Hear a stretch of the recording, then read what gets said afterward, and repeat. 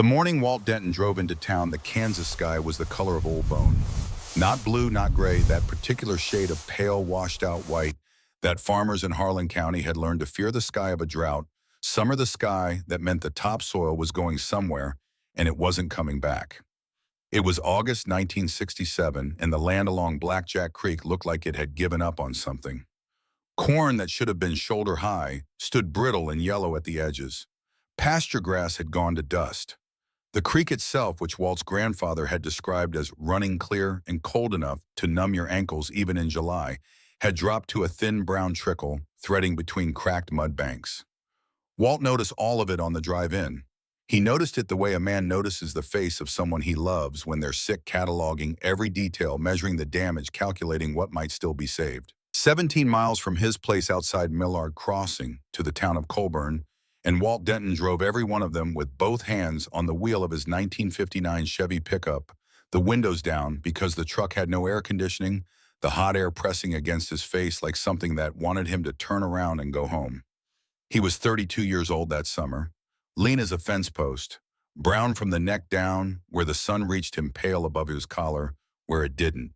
His hands on that steering wheel were the hands of a man who had been working since before he was old enough to understand what work was, wide-knuckled, scarred in 3 places, from equipment that didn't forgive mistakes, with grease worked so deep into the creases that no amount of lava soap fully got it out.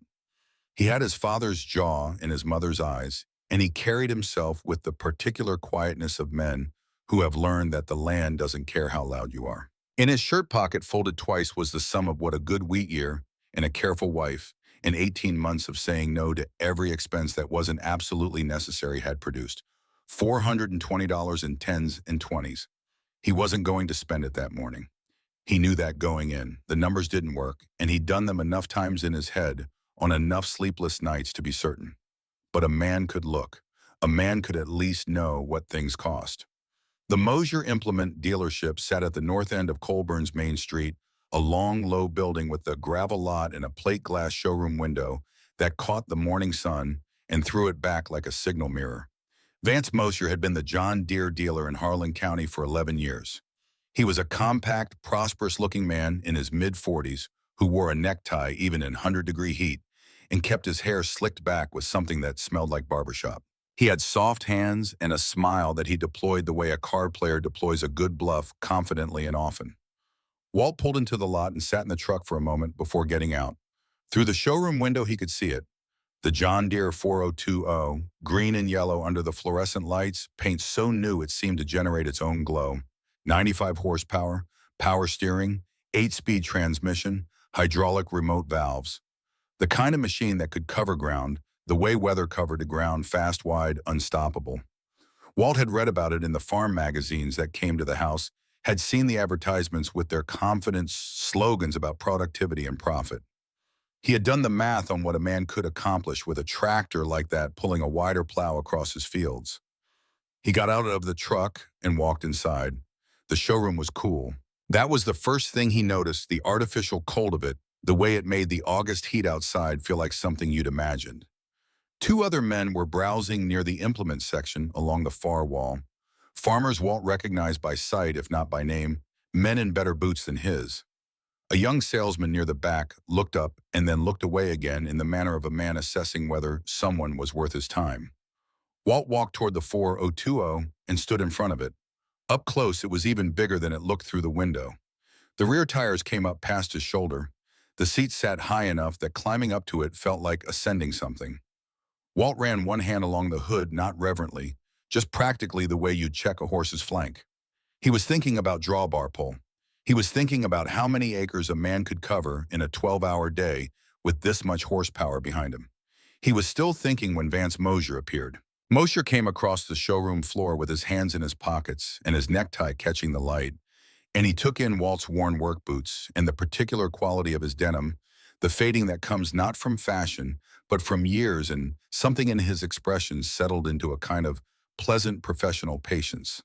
The patience of a man waiting for the moment when he could politely end the conversation. "Help you with something?" Walt nodded toward the tractor. "Like to know what you're asking for one of these." Mosier's smile widened by a fraction. That's the 4020 95 horsepower power steering 8-speed transmission hydraulic remotes. That right there is the future of farming. He paused. We're asking 4,800. For a serious buyer, I might find some room. Walt did the arithmetic in his head. He did it quickly, and he did it the same way he always did. Factoring in the land note, he still owed the bank the cost of seed for next spring, the repairs the barn roof needed before winter. The $420 in his shirt pocket didn't get any bigger, no matter how he arranged the numbers. What would you give me on trade, he asked. I've got a Farmall M49 model, runs well. New clutch last spring. Rebuilt the carburetor myself 2 years back. Something changed in Mosier's face. A small change easy to miss if you weren't watching. The professional patience sharpened into something with a little more edge to it. A 49M. He said it the way you'd say the name of a sick animal. Friend, that thing's old enough to vote. Walt waited. I couldn't give you more than 200 for it, Mosier said, and that's only if I'm feeling generous. Machine like that, I'd probably end up scrapping it for parts. The showroom had gone quiet in the way that rooms go quiet when something is happening that everyone recognizes. The two other men near the implement section had stopped pretending to look at equipment. Walt could feel their attention on him the way you feel weather coming, not seeing it yet, just aware of the pressure change. 200, Walt said, not a question, just a number placed in the air between them. That's charity. Mosier had straightened slightly. He had an audience now, and Walt would think about that later, the way Mosier had registered the attention and leaned into it the way some men do when they feel the room is with them. Nobody wants those old M's anymore. They're slow, they're small.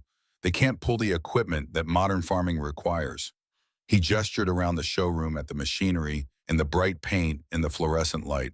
Guys still running that old Farmall International junk? He let the sentence rest there a moment before finishing it. That's exactly why half the small operators in this county are selling out. You're working twice as hard to grow half as much. From across the showroom, someone chuckled. Walt didn't look over to see who it was. He already knew. He'd recognized the laugh before it fully formed. Klembauer. Walt and Clem had been neighbors for 9 years.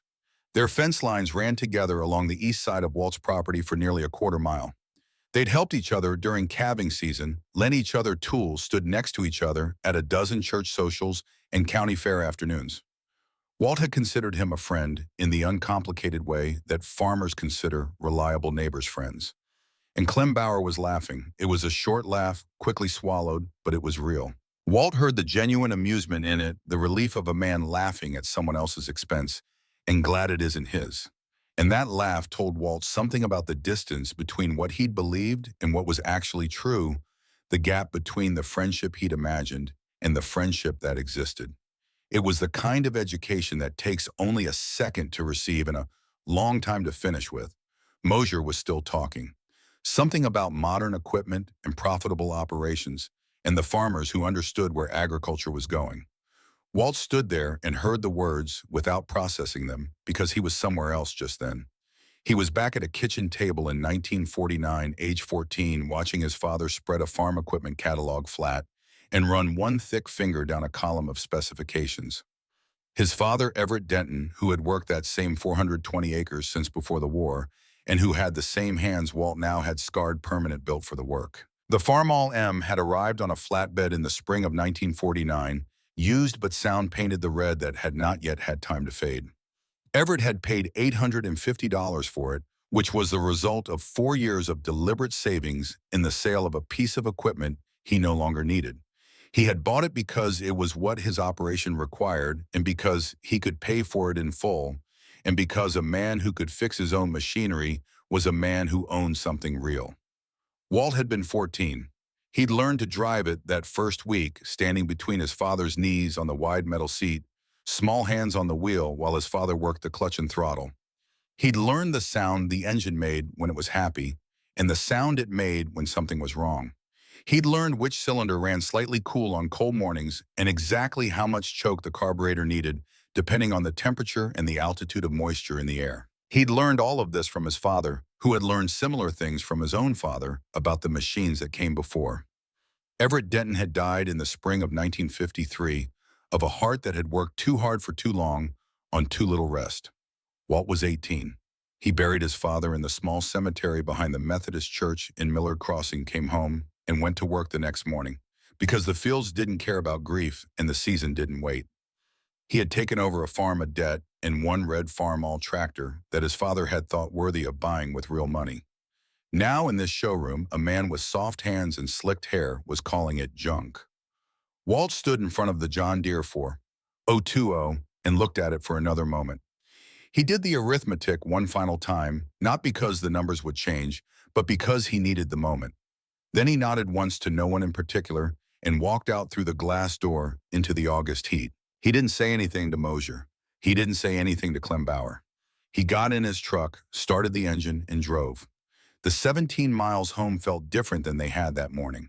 The same road, the same dry fields, the same pale sky, but Walt was carrying something new now, something that didn't have a clean name. It wasn't quite anger, though there was anger somewhere in it. It wasn't quite shame, though there was that too, the residue of being made to feel small in a room full of men by someone who decided inside of 30 seconds that you weren't worth his Saturday morning. Mostly Walt Denton drove home feeling the weight of a decision that had been made for him in a way by the numbers that didn't work and the laughter from across the showroom floor.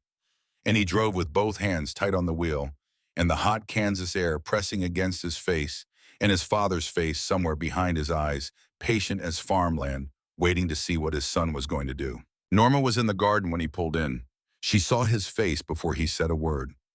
9 years of marriage had given her that ability, reading the weather in her husband's expression, the way she'd learned to read it in the sky, understanding what different kinds of quiet meant. She pulled off her garden gloves and walked to the gate without rushing, and the steadiness of her movement was one of the things Walt had loved about her since the first time he saw it. Norma Denton was 30 years old, dark-haired, with the kind of quiet practicality that rural Kansas produces in women who grow up understanding that endurance isn't optional. She wasn't soft-spoken because she was timid. She was soft-spoken because she had learned that the words that mattered most didn't need to be said at high volume. They sat at the kitchen table with coffee that was too hot for the day, and Walt told her what had happened. Not all of it. Not the part about Klembauer's laugh, not the part where his throat had gone tight when Mosier called the Farmall junk. Just the facts of it. The price they were asking. The $200 for trade. The things Mosier had said in front of the other men. Norma listened without interrupting. When he finished, she was quiet for a moment, turning her coffee cup slowly in her hands. Then she said, "How much is the land note still? $1,800 give or take. And if we'd bought the tractor, we'd owe the bank $6,600, and we'd have a machine I'd have to hire someone to fix every time something went wrong." Norma nodded slowly, the same nod Walt had seen her give when she'd worked through a problem and arrived at the answer that the numbers required. "The Hendricks place sold at auction last month," she said. "Bill Hendricks bought 2 new tractors on credit in '64. 1 good season, 2 bad ones, and the bank wanted its money." She paused. "The Callaway family moved to Wichita in May. Same story. New equipment, new debt, 1 season that didn't come in right." Walt wrapped his hands around his coffee cup. "Mosier basically called me a fool in front of half the county," he said. "Said I'm working twice as hard to grow half as much. Are you?" He thought about it honestly, which was the only way Walt Denton thought about things. "Maybe. Probably on pure horsepower numbers. But I know what I can fix, I know what I owe, and I know what I don't owe." Norma was quiet again. Something had shifted in her expression, not dramatically, not the way emotion moves across some faces, but in that fine-grained way of hers that you had to know how to read. Walt waited. "My father," she said, "lost his farm the year we got married." Walt had known this. He'd known the outline of it, yes. But Norma had never spoken of it with this particular directness, and something in her tone told him to be still and let her continue. "He bought a new tractor in '52. A good one, the kind everyone said was the smart investment for a modern operation. He put it on credit because everyone said that's how you build something. Payments were manageable when the rain came in." She set her coffee cup down. "The summer of '54 was dry. You remember '54? Walt remembered. The crop came in at 40% of what he'd planned for. He couldn't make the payment. He asked the bank for an extension, and they gave him one, but the interest kept running, and the next spring wasn't much better. By the fall of 55, the bank had the title to everything. She said this without drama, as a woman recites facts she has carried for a long time. I was 15 years old. We moved to a rented house in Wichita with what fit in a pickup truck. My father worked in a machine shop for the rest of his life. Good work, honest work. But he never recovered from it. Not really. She looked at Walt. Not from losing the land. Walt said nothing. He had heard something in her voice that he recognized, the sound of a wound that had never fully closed, tended carefully all these years, kept from anyone who didn't need to see it. So when I say keep the Farmall, Norma said, I'm not saying it because I don't understand what you're missing out on. I'm not saying it because I think the new machines aren't faster or because I want to make things harder than they have to be. She reached across the table and put her hand over his. I'm saying it because I watched debt take everything my father built, and I swore when I was 15 years old that I would never live in a rented house again. Walt turned his hand over and held hers. They sat there for a while without speaking, in the particular silence of a marriage that has found its bedrock. Then we keep the Farmall, Walt said finally. Yes, Norma said. We do. She picked up her coffee. Then quietly, with just the faintest lift of something that wasn't quite a smile but was adjacent to it, and Vance Mosier can go straight to hell. Walt looked at her, and despite everything, despite the morning, despite the showroom and the $200 offer and the sound of Clem Bauer's laugh, he felt something ease in his chest. The way a held breath releases. The way a decision once made stops costing you. Yeah, he said. Yeah, I think that's right. That evening after supper, after Bobby was in bed, Walt went to the barn. He did it the way he did most things, without announcing it, without explanation. He just went, carrying the kerosene lantern out through the warm, dark moths orbiting the light as he crossed the yard. The barn smelled of hay and old grease and the particular mineral smell of a building that has stood through decades of weather. He hung the lantern on the nail by the door and stood looking at the Farmall M in the wash of yellow light. It was not a beautiful machine in the way that the 402 was beautiful. It was not young, and it was not glamorous, and it did not glow under fluorescent lights. The red paint had faded in places to something closer to rust pink bleached by 18 years of Kansas sun. There were welds he'd made himself and patches that told the history of problems solved with what was available rather than what was ideal. The hours on the engine were beyond what the serial plate had been designed to track. But it started. Every morning and every season, in cold that cracked fence posts and heat that made the air above the fields ripple like water, it started. Walt had coaxed it back from the edge of failure a dozen times, had learned its language the way his father had taught him, through touch and sound, and the particular quality of attention that comes from knowing you cannot afford to let something die. He knew every belt and bearing in that engine. He knew the sound it made when the timing was drifting, and the feel in the steering wheel that meant a front bearing needed grease. He knew it the way you know something you have kept alive. He put one hand on the hood and stood there in the lamplight and made himself a quiet promise. Not a spoken promise, not the kind with words, just the internal settling of a resolution, the way a man arrives at something that cannot be arrived at any other way except through stillness and honesty. He was going to learn everything there was to know about this machine. Every system, every component, every principle of operation. He was going to get better at the welding he already did adequately. He was going to build his parts inventory scrounge, salvage yards and farm auctions, learn to recognize what was useful and what other men had thrown away. He was going to become the kind of farmer who could not be broken by a bad season or a dishonest credit term because he owed no one and needed nothing he couldn't build or fix himself. He was going to prove something, not to Vance Mosier. The more Walt thought about it, the less Mosier mattered, not to Clem Bauer or the men in the showroom or the county at large. The proving was for something older than that, something that reached back to a spring morning in 1949, when a flatbed truck had pulled into this yard and his father had stood with his arms crossed, watching the Farmall come down the ramp, and Everett Denton had turned to his 14-year-old son and said, "A man who can fix what he owns is a man who owns something real." Walt had been young enough then to hear those words without fully understanding them. He understood them now. He turned off the lantern and walked back to the house through the warm Kansas dark, and the fireflies were going in the fields along Blackjack Creek, and somewhere in the distance, a whippoorwill was working through its single relentless song and the night smelled of dry earth and cut stubble and the faint memory of rain. Back in town, Vance Mosier was probably telling the story right now. Walt knew how these things worked in a county of 12,000 people, where everyone knew everyone's business and stories traveled the way fire traveled in dry grass.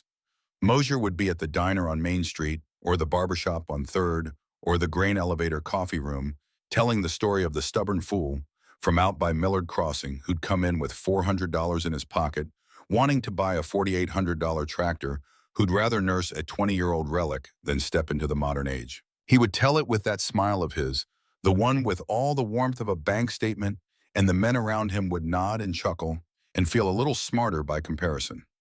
Walt was going to let him tell it, because the alternative was to argue, and arguing required words, and words required you to explain things, that some things could not be explained: the weight of a father's hands over yours on a steering wheel, the smell of a barn at night with a lantern burning, the particular stubborn love a man can feel for a piece of iron that has never let him down. You couldn't put that in a showroom. You couldn't finance it on 36 months. So Walt walked back to the house and climbed the porch steps and went inside to where his wife was reading by the lamp in the front room. And he sat down in the chair across from her, and he picked up the farm equipment manual he'd left on the side table that morning before the drive to town, and he began to read. Outside in the barn, the Farmall M sat in the dark. The metal was warm from the day's heat. The engine held its oil and its compression and its decade and a half of accumulated hours with the patient stillness of things that have been built to endure. The county around it was changing faster than most people realized, faster than the landscape showed the change running beneath the surface like water finding the low places. Farms were being absorbed. Families were leaving. The pressure of debt and expansion and the economic logic of bigger operations grinding against the older logic of smaller ones, the one that said a man could survive on 420 acres if he was careful and honest and refused to want more than he could hold.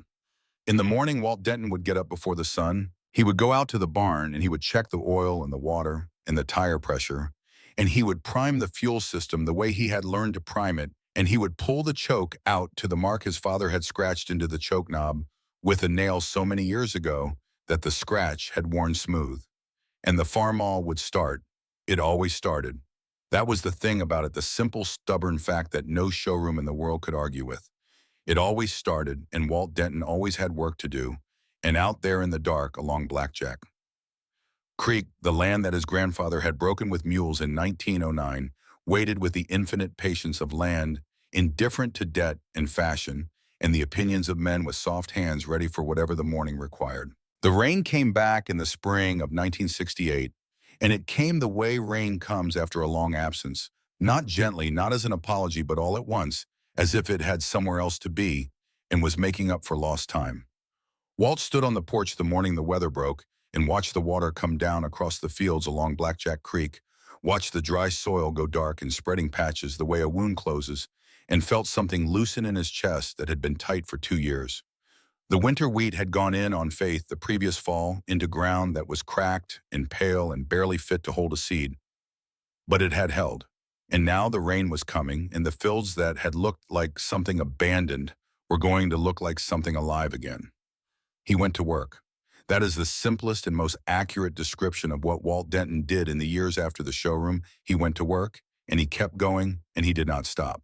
The farm journals he had started borrowing from the county library in September of 1967 had multiplied by spring of 1968 into a stack on the kitchen table that Norma worked around without comment, understanding that they were not clutter but equipment, the same as wrenches and plowshares.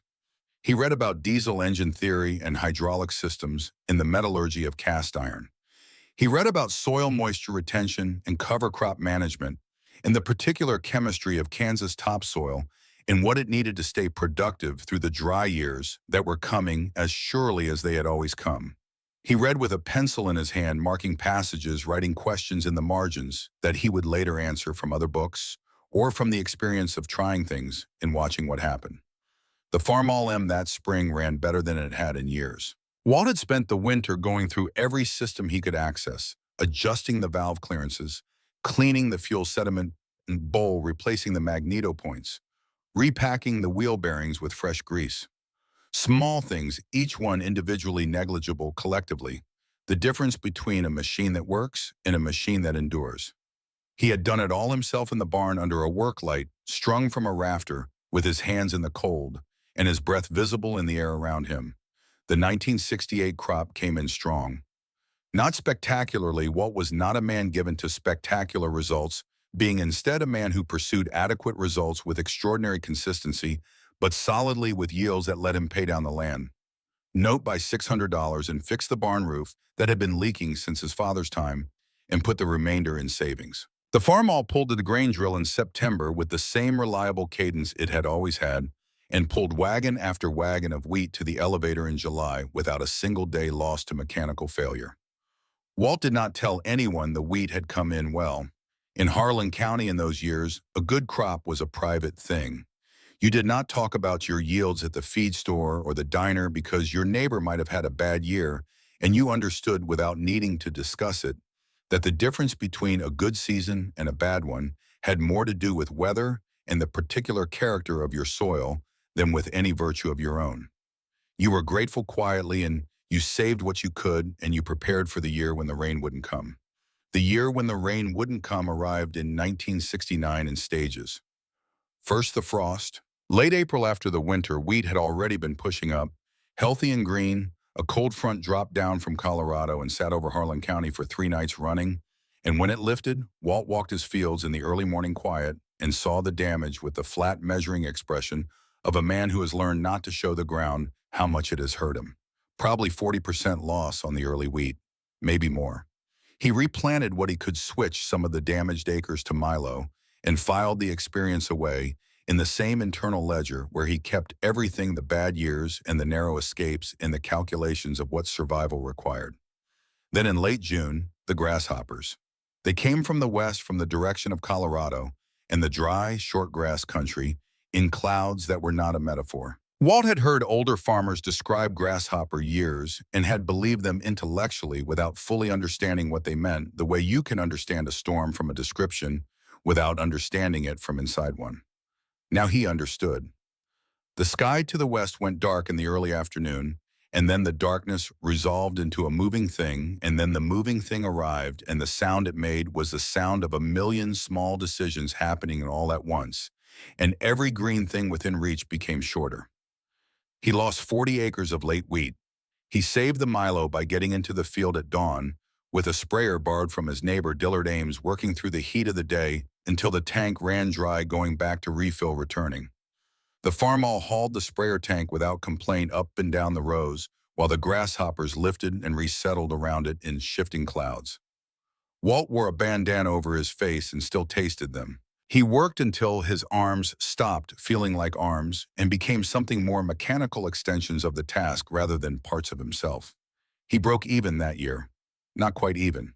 He was $400 to the worst technically when the final accounting was done.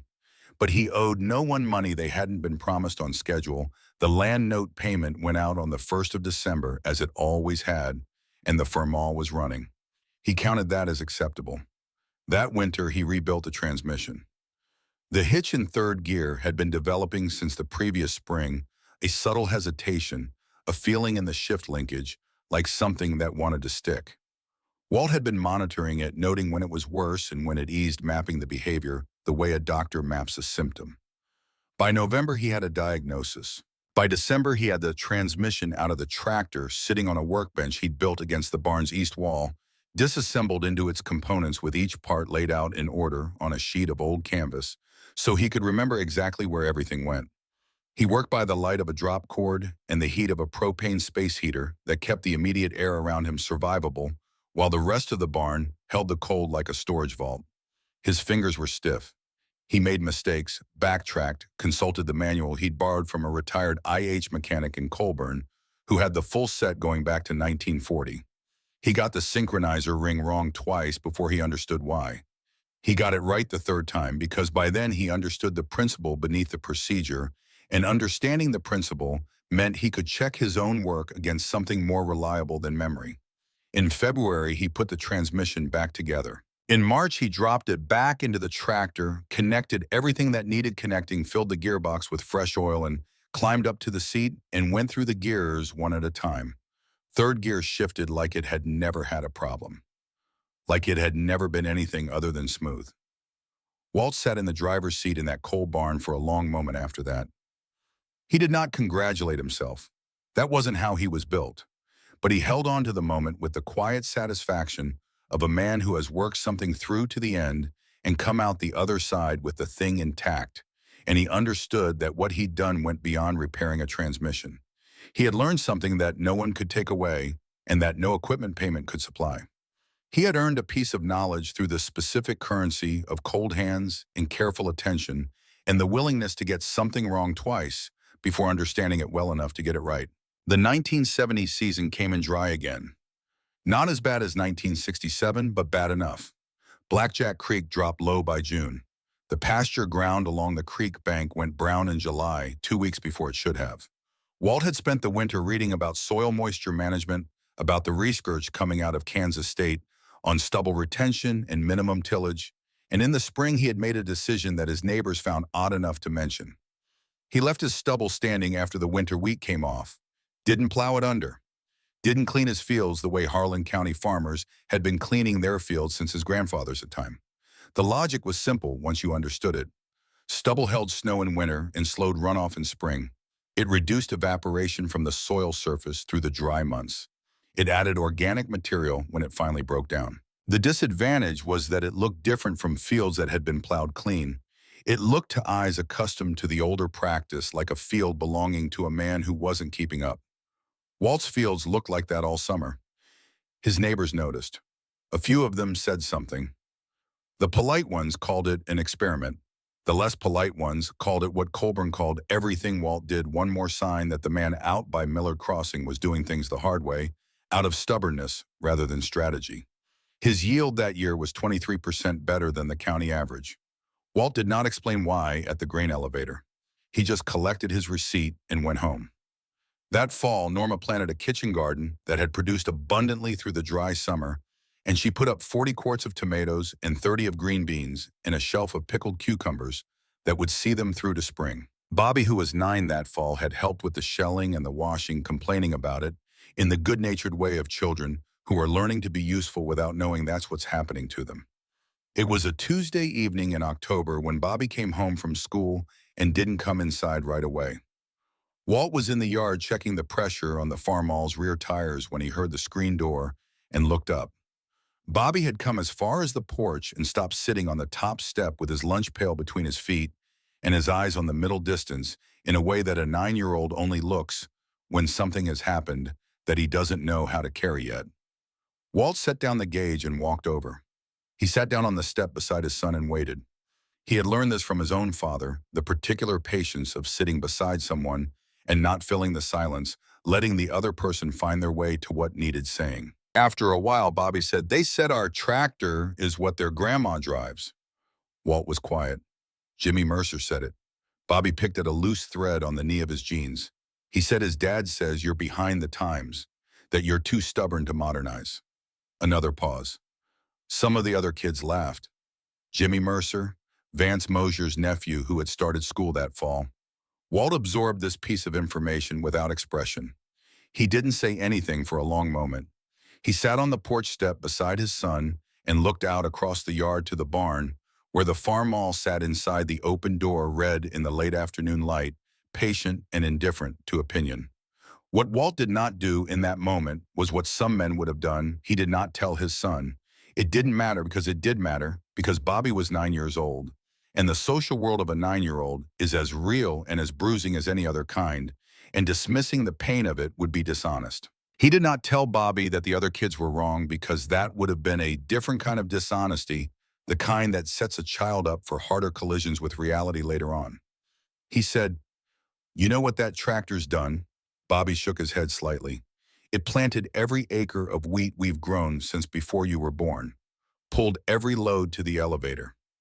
Got us through 67 when half the county was watching their margins go negative." Walt kept his eyes on the barn. "Your grandfather bought it when I was 14 years old, and he and I worked this place with it until he died. And I've kept it running since, and it hasn't stopped once." He paused. "Not once, Bobby was listening in the particular sideways way of children who are paying close attention while pretending to be focused elsewhere. People get to say what they want, Walt continued. That's their right. But what I know is what I can fix what I owe and what this farm looks like at the end of each year. And right now, the answer to all three of those is something I can live with. He stood up, put a hand briefly on his son's shoulder. Come in when you are ready. He went back to the tire pressure gauge and finished checking the tires.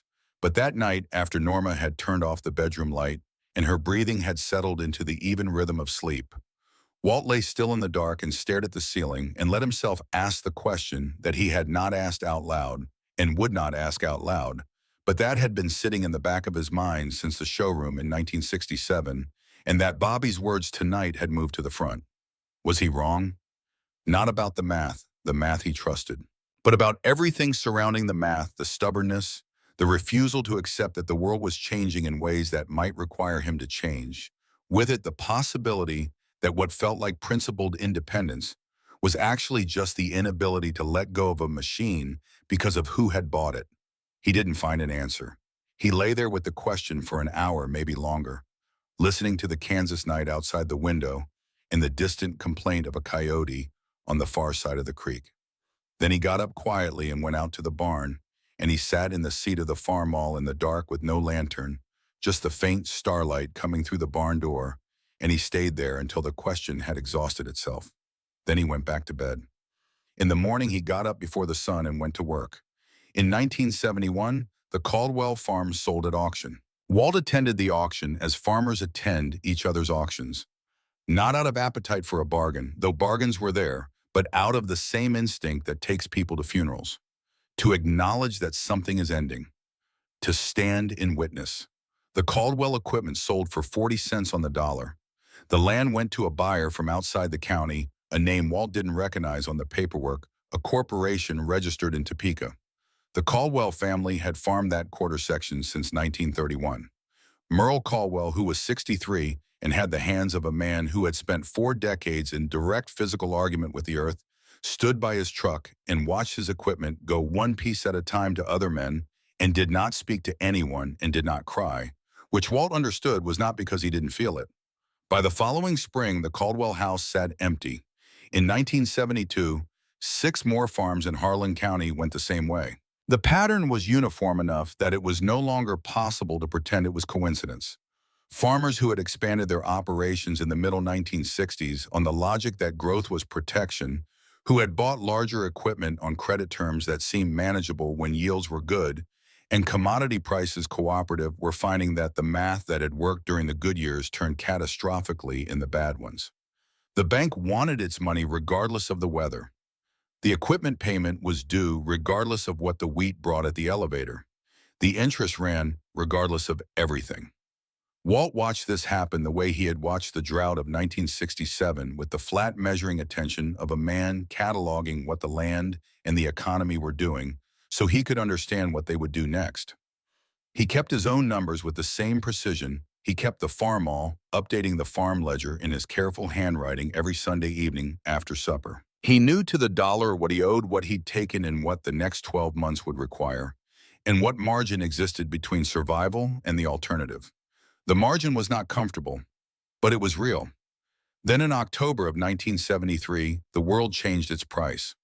Walt heard about the oil embargo on the radio while he was eating breakfast, and he understood immediately what it meant, the way a farmer understands weather not in policy terms or geopolitical abstractions, but in the direct practical language of cost per gallon and acres per day, and whether the numbers at the end of the year were going to work. Arab petroleum exports suspended, diesel prices beginning to move. How far they would move, no one knew yet. He found out quickly enough. By November, diesel in Harlan County had doubled. By December, it was moving toward triple. Walt watched it happen with the grim attention he'd paid to the drought years, doing the arithmetic, constantly recalculating his operating costs against the new reality. His tractor used less fuel than the larger modern machines. This had always been true, and had always been cited as evidence of his obsolescence, of the fact that he was running equipment too small for efficient farming. But efficiency had been calculated in acres per hour, not dollars per acre, and the calculation was changing. He ran the numbers one evening at the kitchen table with Norma reading across from him in the lamplight. The Farmall M, in a full day of field work, used approximately 7 gallons of diesel. He had confirmed this over years of recording his fuel purchases against his hours. The newer 4020 class tractors that his neighbors were running consumed somewhere between 20 and 25 gallons for an equivalent day. They covered more ground, yes, but they drank proportionally more to do it. At the old diesel price, this differential was annoying but manageable. At the new diesel price, it was the difference between a season that worked and a season that didn't. Walt set down his pencil. Norma looked up. "The small engine," he said. "The thing Mosier called inadequate." She waited. "I'm spending a third what my neighbors are spending on diesel. Maybe less." She was quiet for a moment. Then she said in the same tone she might have noted that it was going to rain, "Isn't that something?" Walt looked at the numbers a while longer. He did not feel triumphant. He did not feel that the universe was confirming his choices with the neatness of a parable.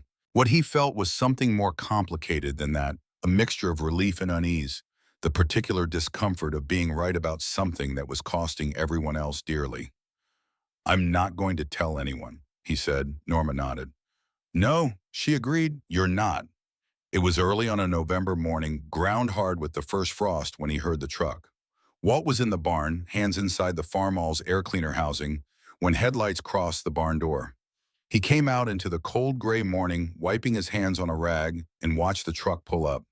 A late-model GMC pickup, clean, with a 4430 John Deere decal on the rear window. The door opened and Clem Bauer got out. Walt had not had a real conversation with Clem Bauer since the showroom in August of 1967. They had acknowledged each other across fields and at the grain elevator and at the one church social they'd both attended after that. The acknowledgement had been the careful, minimal kind. The nod that says, "I see you and I know what happened, and we are both going to continue not discussing it." Now, Clem Bauer was in his yard at 6:30 in the morning, and he was not looking at Walt directly. He was looking at the space to Walt's left, the way a man looks when what he has to say is going in a direction he didn't expect his life to go. "Clem," Walt said. "Walt." Clem's hands were in his jacket pockets. He was a thick-built man of 38, with a face that weather had worked on considerably. He cleared his throat. "My 443 O's down. Hydraulics went on the header lift. My mechanic's telling me 3 days minimum for parts." He stopped. Walt waited. "I've got 300 acres of milo standing that need to come off in the next 48 hours before the weather moves in. If that crop sits in the field through what's coming—" Clem stopped again. His jaw worked once. Walt understood. If the crop stayed in the field through a good soaking rain, the milo heads would begin to mold. Not all of it, but enough. The loss would be significant, possibly the difference between a year that worked and one that didn't. "I need to borrow your combine," Clem said, "or your tractor, whatever you can spare." He finally looked at Walt directly, and Walt saw in his face the cost of what it had taken to drive over here and say this, the specific humiliation of needing something from a man you had laughed at in front of witnesses. Walt held the gaze. He let the silence run for what might have been 10 seconds, which is a long time when two people are standing in a cold yard looking at each other. He was not performing anything.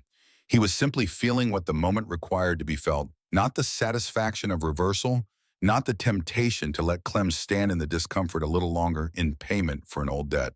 Just the honest weight of a man he'd known for years standing on his frost-hardened ground, asking for help with something that mattered. "I can spare the tractor," Walt said. "And myself, I'll run it." Clem's relief was immediate and almost physical, the way a man's shoulders change when something he's been bracing against lets go. "I'll pay you. We'll figure that out later." Walt turned back toward the barn. "Give me 20 minutes to finish what I was doing. You lead me out to the south field." They worked 2 days. Walt on the Farmall running the combine header, Clem in his pickup, handling the grain cart, both of them working from first light to the edge of dark, with breaks only to refuel and eat whatever Clem's wife had put in the cab of the truck. The Farmall was slower than the 4430 would have been. Walt made no apology for this and offered no explanation. He simply adjusted, slowed his ground speed in the areas where the stalks were lying down, raised and dropped the header to follow the contour of the field, let the machine do what it was designed to do, at the pace it was designed to do it. They got all 300 acres. When they shut down the second evening, standing in the empty field with dust settling around their boots and the light going orange along the horizon, Klembauer looked at the combine for a long moment without saying anything. Then he said, "She handled that large crop better than I expected." "She handles what you let her handle," Walt said. Clem nodded. He turned his hat in his hands the way men do when they are getting to something. "I've been thinking about what I said. In Mosier's showroom, back in '67. He stopped and reconsidered. "About what I did in there." Walt waited. "I don't have a good reason for it," Clem said. "I just want you to know I know it." Walt looked at his neighbor, the man he had worked beside for 2 days, in conditions that stripped away the social performance people put over the top of who they actually are, and found underneath a man who was trying and working and facing what was coming with the same fundamental decency that most people in Harlan County brought to the fundamental things. "Already forgot about it," Walt said. This was not entirely true, but it was true enough for the moment, and it was what the moment needed, and Walt had learned from years of farming that sometimes the most accurate thing you can offer is not the full complexity of your feelings, but the generous simplification of them. Clem nodded once slowly and put his hat back on. The cold came in that night, the first hard freeze of the season, and the field that had held Clem Bauer's Milo crop sat emptied and still under a sky going brittle with stars. Walt drove the Farmall home through the dark, alone on a county road that was empty in both directions as far as the headlight reached. He was tired in the way that comes from 2 days of work that actually needed doing. Not unpleasant, not the exhaustion of pointless effort, but the specific weight of expended purpose. He thought about nothing in particular for most of the drive. Just the road and the cold and the sound of the Farmall's engine working steadily in the dark. He thought briefly about Vance Mosier, who was still in business over on Main Street in Colburn, still selling the future of farming on 36-month payment plans, still wearing his necktie in 100-degree heat. He thought about the 14 farms he knew of in Harlan County that had changed hands in the last 6 years, land that had belonged to families for 2 and 3 generations, now belonging to names that meant nothing to anyone in the county corporations, and investment concerns and partnerships registered in cities whose principals had never stood in a Kansas field at any hour of any season. He thought about his father, who had bought the machine he was sitting on with money he had saved over 4 years, and who had said a man who can fix what he owns is a man who owns something real. He turned into his own drive, and the yard light came on, and the barn stood solid and unchanged under the cold stars, and the Farmall ran beneath him as it always had, steady, patient, indifferent to the opinions of the world. Walt put it away for the night, closed the barn door, walked to the house. Inside, Norma had left the kitchen light on and a plate covered with a cloth on the stovetop. Walt sat at the table and ate without turning on any other lights, in the particular quiet of a house where the rest of the family is sleeping and you are the last person still awake, which is a kind of solitude that has its own specific quality, not lonely but singular, the feeling of being the last one watching over something before the night fully takes it. He did not yet know that Clem Bauer would come back in 3 weeks, did not yet know that the second visit would be shorter than the first and quieter, and that the thing Clem would have to tell him would shake something loose in Walt's chest that he hadn't known was there. Did not yet know how close the end of this middle chapter was, the chapter of grinding years and slow proving, and the patient accumulation of what surviving required. What Walt knew, sitting at his kitchen table with an empty plate and the Kansas night pressing against the windows, was that in the morning he would get up before the sun and go to the barn, and the Farmall would be there, and it would start, as it always had. As he intended, it always would. 3 weeks after the harvest, Clem Bauer came back. It was a Tuesday morning in late November, the sky the color of old pewter, the ground frozen solid enough that Walt's boots left no impression when he walked across the yard. He was coming out of the barn when he saw the GMC turn in from the county road, and something in the way it was moving, not fast, not with the purposeful urgency of a man who needs something, told him before Clem got out that this visit was a different kind. Clem looked smaller than he had 2 weeks before, not physically, but in the way a man looks smaller when something has been decided and the deciding has taken something from him that won't come back. He didn't stay long. He stood in the yard with his hat in his hands and told Walt that he and his wife had made the decision.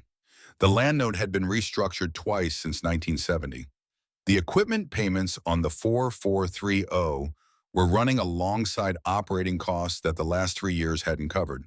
The fuel costs from the past 2 months had pushed the final number past what he could see a way through. He talked to the bank in October, and the bank had been what banks are: polite, patient, and entirely without flexibility on the question of money that was owed. He was going to sell. The Bauer Place, 160 acres his father had homesteaded, land that ran along the north edge of the county and carried a particular loam soil that grew wheat. The color of old brass in a good July was going to belong to someone else by spring. Walt listened to all of it without interrupting. When Clem finished, the two men stood in the cold yard in the particular silence of men who have run out of useful words. A vis of geese was working south against the pewter sky they're calling faint and then fading. Walt watched them until they were gone. "I'm sorry about your place, Clem," he said. "That's hard." Clem nodded. He was looking at the barn at the Farmall, visible through the open door at the farm that was still going while his was ending. Something moved across his face that was not self-pity. Walt would have noticed self-pity and registered it differently, but something quieter and more honest. The look of a man taking an accurate inventory of where his choices had brought him.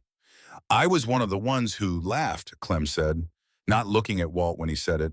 "In Mosier's showroom, back in '67. I want you to know I've thought about that." "I know you have," Walt said. "I thought you were the stubborn one." Clem's voice was flat, not bitter. Just a man reading from the ledger of his own errors with the same honesty you'd apply to any other accounting. "Thought you were going to be the one selling out inside 5 years. That's what most of us figured." Walt said nothing. "Guess we had it backwards." Clem put his hat on, pulled it level, gave the brim one short tug, the way men do when they're closing a conversation. He put out his hand. Walt shook it. Clem's grip was firm, the grip of a man who still had his dignity, even if he was losing his land, and Walt held it for a moment before letting go. He stood in the yard and watched the GMC back out and turn onto the county road and diminish north toward the Bauer Place for what Walt understood might be the last time Clem Bauer ever drove that road as the man it belonged to. Walt's hands were shaking slightly. He put them in his jacket pockets so no one would see, though there was no one there to see. He stood in the cold yard for a long time after the truck was gone. Then he went back to work. The years from 1974 through 1976 moved the way difficult years move. When you are in the middle of them, slowly weighted with the specific gravity of sustained effort, without the dramatic peaks that make for good stories, but with the kind of relentless forward motion that is its own form of heroism. Walt farmed. He farmed the way he had always farmed, with the same careful attention to what the land needed and what the numbers required and what the Farmall would and would not do. He changed his crop rotation and added a section of grain sorghum in years when wheat prices were low, experimented with his planting dates based on the soil temperature readings he'd started taking in the spring of 1972. Small adjustments, each one the product of observation and the kind of patient, iterative thinking that produces results too gradually to be credited to any single decision. His yields were not spectacular. They were consistent. And in those years in that county, consistency was a form of survival that spectacle could not match. The community around him continued its slow contraction. The Meridian Mercantile, which had stood on the main street of Millard Crossing since 1908, closed in the spring of 1975. The owner, a third-generation man named Pruitt, who had known Walt since boyhood, locked the door one Friday afternoon and didn't reopen Monday, and the building stood empty after that, with its windows going dusty and its painted sign beginning to peel. The grain elevator that had served the eastern end of the county consolidated with 1-2 counties over in the summer of 1976, which meant a longer drive to market and a subtle but real signal about what the county's population of active farmers had become. The county fair, which had run every September since 1907, was canceled in the fall of 1977 for the first time in 70 years. Lack of participation. That was what the notice in the Colburn Courier said. Lack of participation, which was a polite way of saying that the people who had always made it happen were gone or going, or too spent by everything else to organize it this year. Walt read the notice on a Thursday morning at the kitchen table and set the paper down and looked out the window at his fields for a while without saying anything. Norma, across the table with her coffee, did not ask what he was thinking. She knew. Through all of it, the Farmall ran. Walt had developed by 1974 a level of mechanical knowledge that had moved from competence into something that the farmers who came to him described to their wives, to their neighbors, as a kind of gift. It was not a gift. Walt would have corrected anyone who called it that had anyone said it to his face. It was the accumulated result of 7 years of deliberate study and the specific education that comes from being the person responsible for keeping a thing alive through conditions that would justify letting it die. He had built a parts inventory in the northeast corner of the barn that occupied 12 feet of shelving and 2 wooden bins on the floor. Other farmers seeing it had called it junk in the same tone Vance Mosher had used on the Farmall itself. Walt knew otherwise.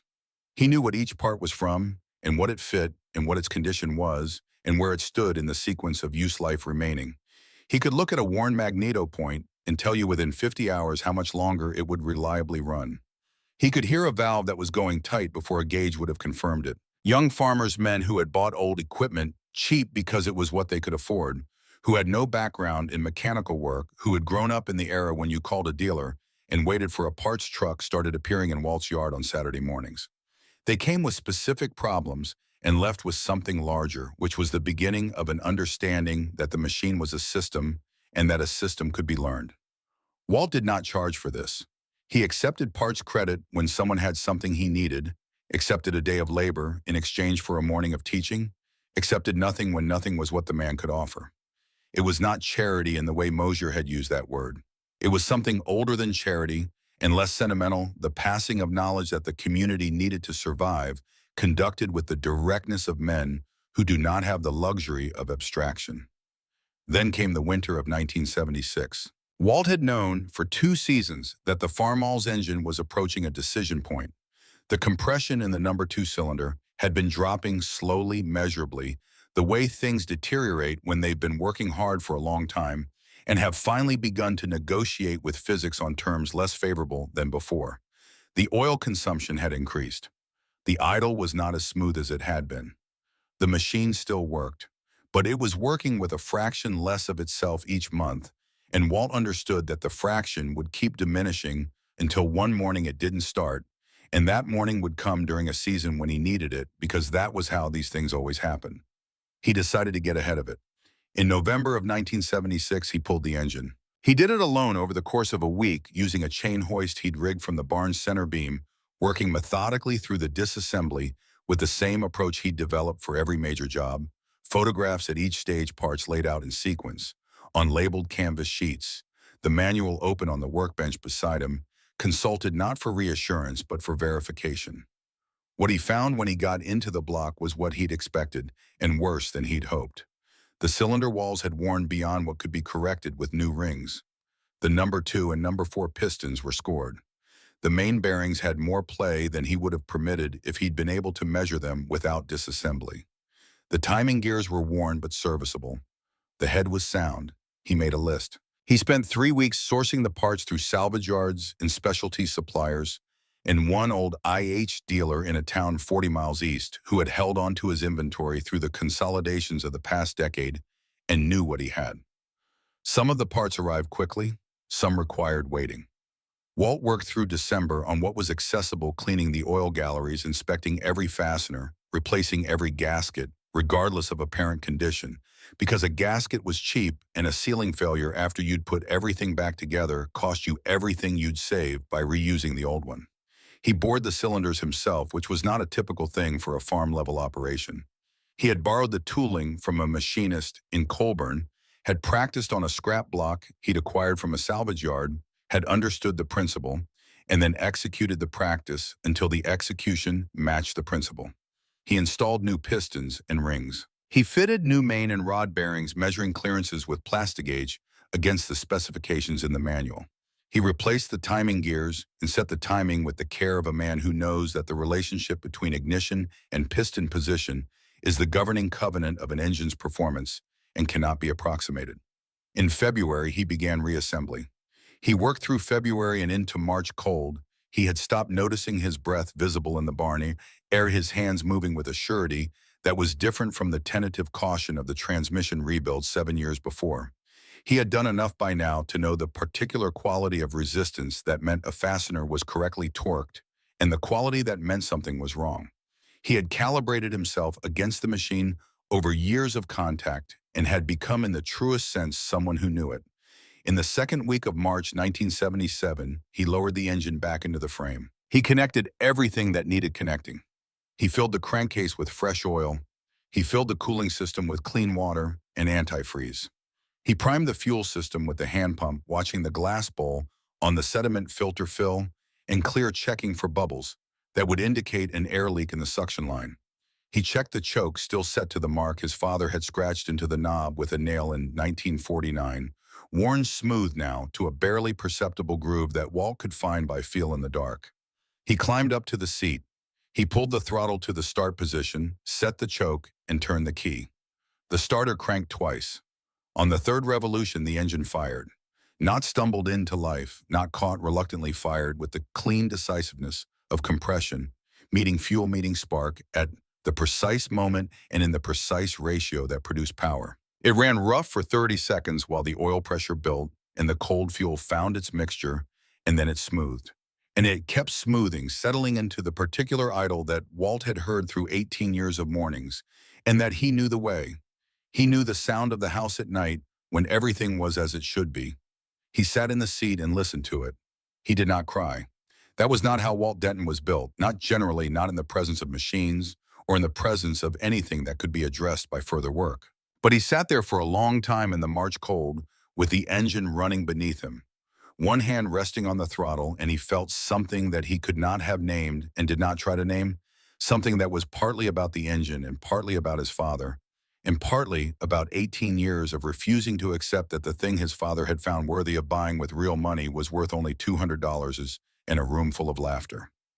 The engine ran, and in the spring of 1977, the fields needed plowing.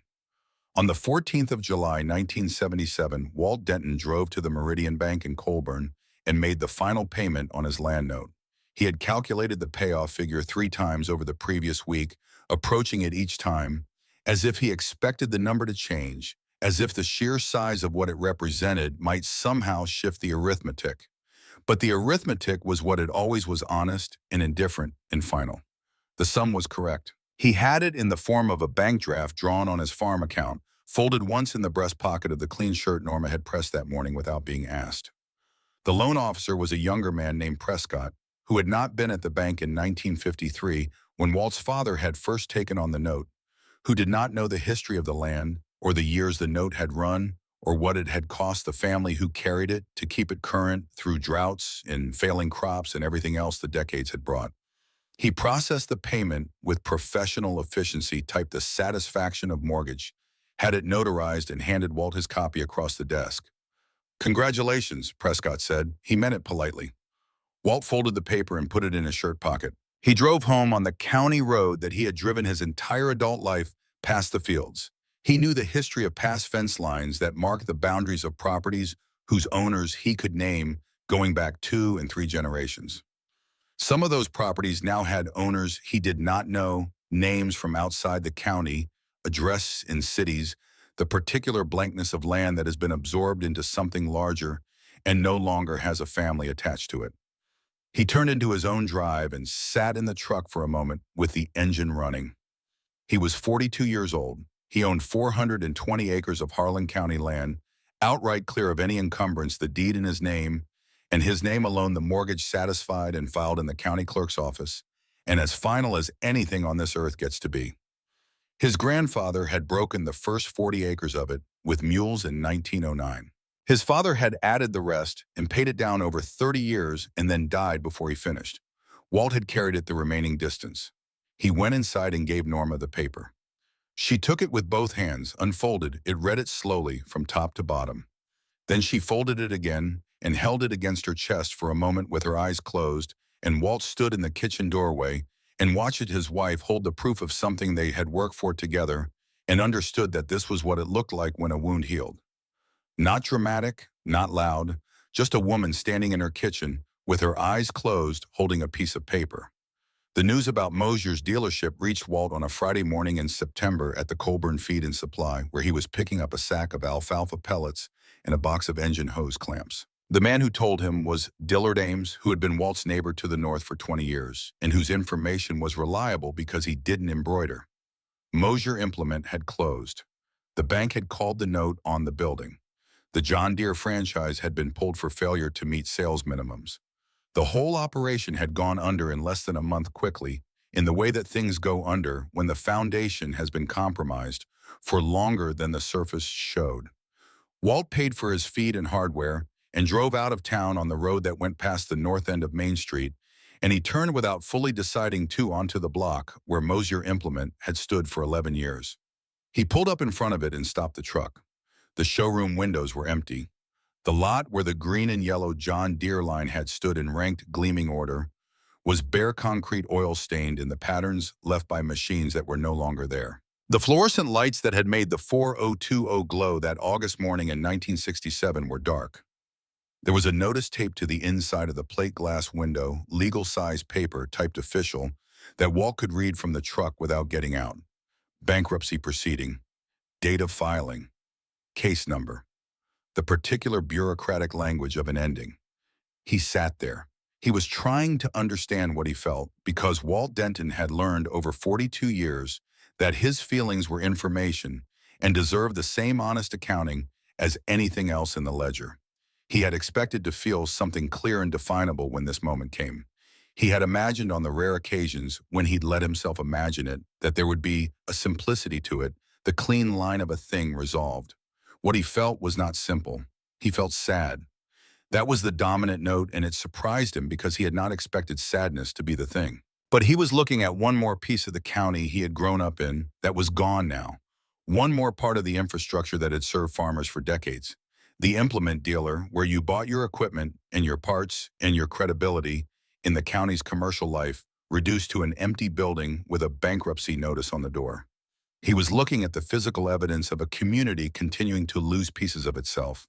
He was also looking at something that clarified a truth he had understood in his bones for 10 years, but had never seen so plainly confirmed. The man who had called him a fool who had performed his contempt for an audience of two other farmers in an air-conditioned showroom on a hot August morning, who had decided inside 30 seconds that Walt Denton wasn't worth a Saturday. That man had been selling on terms that didn't work, offering trade-in values that didn't work, building a business on credit and expansion, and the confidence that the good years would keep coming. And the good years had not kept coming, and the business had ended the way businesses end when their foundation is not what it appeared to be, and the Farmall M was running. Walt was sitting with this when a Cadillac turned onto the street from the far end of the block. It was moving slowly the way cars move when the driver is looking at something and not entirely focused on where he's going. Walt watched it come. He recognized the car before he recognized the man behind the wheel, a dark Cadillac that had been expensive when it was bought, but now wore the particular look of a luxury item that has not been properly maintained, the sheen gone dull, one of the wheel covers missing. The car slowed as it came even with Walt's truck. Through two sets of windows across 8 feet of September air, Walt Denton and Vance Mosier looked at each other. Mosier had aged. Walt registered this in the flat observational way he registered everything. The hair was thinner, the slick no longer applied with the same confidence, the face heavier, and carrying something around the eyes that had not been there a decade ago. He was wearing a sport coat but no tie. Walt noted the absence of the tie, the way you note the absence of a defining feature when it's gone. In Mosier's face, Walt saw something he had not seen there in 1967. He had seen confidence in 1967 and contempt dressed up as expertise and the easy authority of a man performing for an audience he believed was with him. What he saw now was different. It was the particular expression of a man who has been loudly wrong about something important and knows it and carries the knowledge the way you carry a stone, not dramatically, not with the visible agony of defeat, but with the settled weight of it present in every posture and every expression, something that has become simply part of what he is. Walt held the look without calculation. He was not performing forgiveness, and he was not performing indifference. He was simply present in the moment, which was the most honest thing he knew how to be. Then he nodded. Once. Slow and level the nod you give to acknowledge a man's existence without endorsing his choices. The nod that says, I see you and you are still a human being, and that is the beginning and end of what I owe you. Mosier nodded back. It was a smaller nod than Walt's, and something in it was not entirely steady, and then Mosier's eyes moved away, and the Cadillac moved forward and turned at the corner of the block and was gone. Walt sat in his truck in front of the empty dealership for another minute. Then he started the engine and drove home. He heard later that Mosier had moved to Wichita. Got a job selling insurance, someone said. Never came back to Colburn. Walt filed this information and did nothing with it because there was nothing to do with it. The man's life had gone the direction it had gone the same way Walt's had gone the direction it had gone, and the accounting between them had been settled by time and weather and the basic arithmetic of what was sustainable and what wasn't. It was a Sunday evening in October when Bobby asked the question. They had finished supper, and Norma was at the sink, and Walt was at the table with the farm ledger open in front of him. The same ledger refilled 3 times now that he had started keeping in the winter of 1967, after the showroom.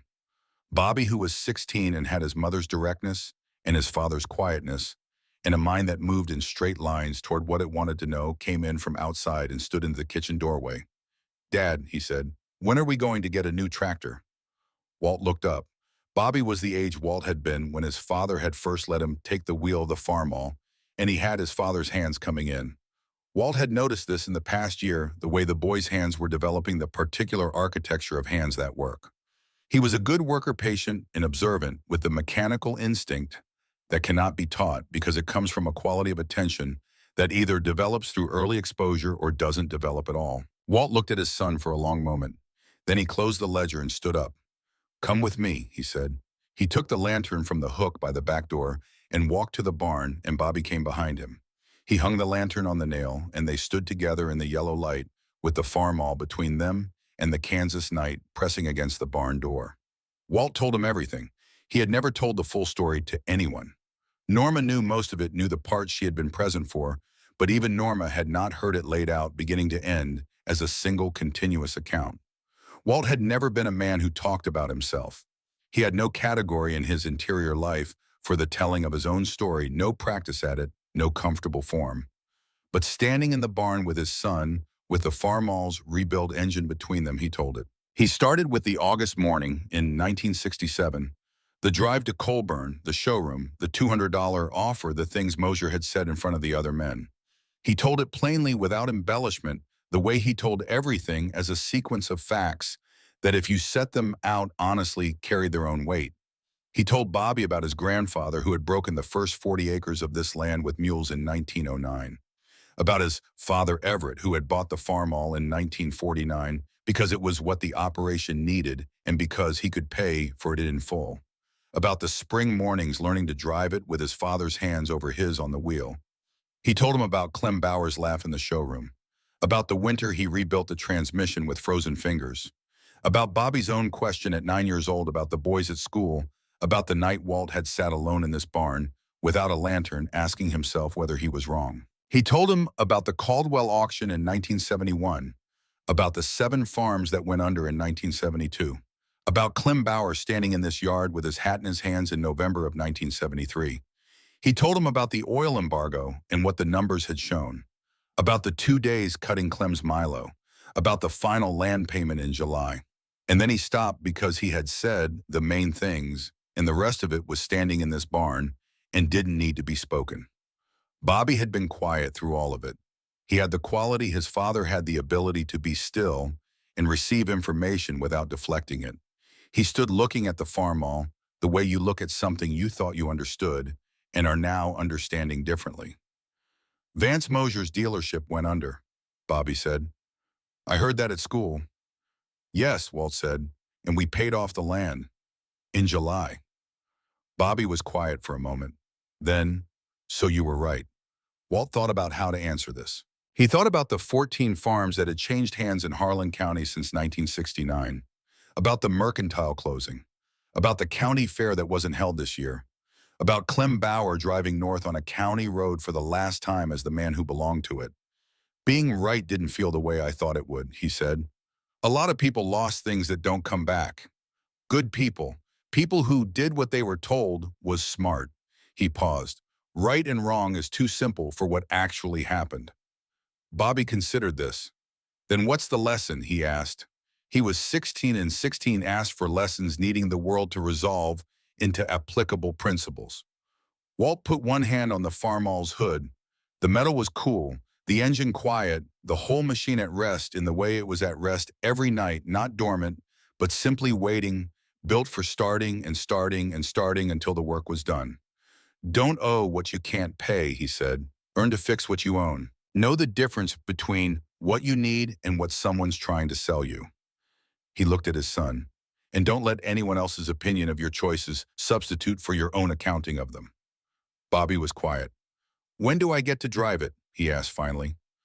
Walt felt something shift in his chest, not dramatically, not with the weight of the larger things he'd been carrying, but lightly the way something shifts when a season changes and the air is different in a way you couldn't have predicted but immediately recognize. Tomorrow morning, he said, before school. He handed his son the lantern and walked to the barn door and stood looking out at the October night, the stars coming out hard and cold over the Kansas plain, the cottonwoods along Blackjack Creek visible as a dark line against the horizon, the fields that his grandfather had broken with mules lying still and cool in the starlight. His land, paid for. All 420 acres of it, every note cleared, every encumbrance discharged, owned as completely as land can be owned by the man standing on it. He heard Bobby behind him moving around the Farmall, the way you move around, something you are beginning to study. Walt had done the same thing at 14, circling, touching, asking the machine what it required before you could ask it for what you needed. The boy would learn. Later that night, after Bobby was in his room and the house had gone to its nighttime quiet, Walt and Norma sat on the porch. It was the kind of October evening that Kansas occasionally produces, as if an apology for what it puts people through. The rest of the year, the air cool and still carrying the smell of turned earth and the faint sweetness of the last cutting of alfalfa. Somewhere to the east, the sky enormous and salted with stars that seemed closer than they had any right to be. From the barn, barely audible, came the sound of the Farmall. Walt had left it idling, not for any mechanical reason, just because he'd wanted to hear it out here in the night air, after telling Bobby everything. The sound traveled clean through the still air, the particular idol he had known for 28 years, rebuilt and renewed, but essentially unchanged, the same rhythm his father had set in motion on a spring morning in 1949, and that had been running in one form or another ever since. Norma was in the other chair with her coffee going cold in her hands, looking out the same direction Walt was looking at the fields and the dark line of cottonwoods and the skid above all of it. After a while, she said, "Worth it." Walt did not answer immediately. That was not how the question deserved to be answered. He sat with it the way he sat with every calculation that mattered honestly, without hurrying toward the conclusion he preferred. He thought about the morning in Mosier's showroom and the $200 offer and the sound of Clem Bauer's laugh, about the winter transmissions and the frozen fingers and the years of being the county joke, about 14 families gone from land they had worked for generations, about Bobby, 16 years old, standing in the barn, learning what the Farmall required, about his father's hands over his on the steering wheel, about the paper in the county clerk's office with his name on it and the words satisfied. He looked out at the fields, at the land his grandfather had broken with mules in 1909, at the land his father had spent his life on and left to a son who had spent his life on it, in turn, at the 420 acres that now belonged to no one but him and would belong to Bobby after him if Bobby wanted it and was willing to do what it required. "Ask the land," Walt said. "It's still here." Norma was quiet for a moment. Then she reached across the space between the chairs and put her hand over his, the same way she had reached across the kitchen table on an August evening in 1967 when the coffee was too hot and the decision was in front of them and everything that followed was still waiting to happen. Walt turned his hand over and held hers. From the barn, the Farmall idled on, patient as farmland, steady as the work, indifferent to the passing of opinion and the rise and fall of credit and the noise of men who had decided inside 30 seconds what a thing was worth. It ran, as it had always run, as Walt Denton had always known it would,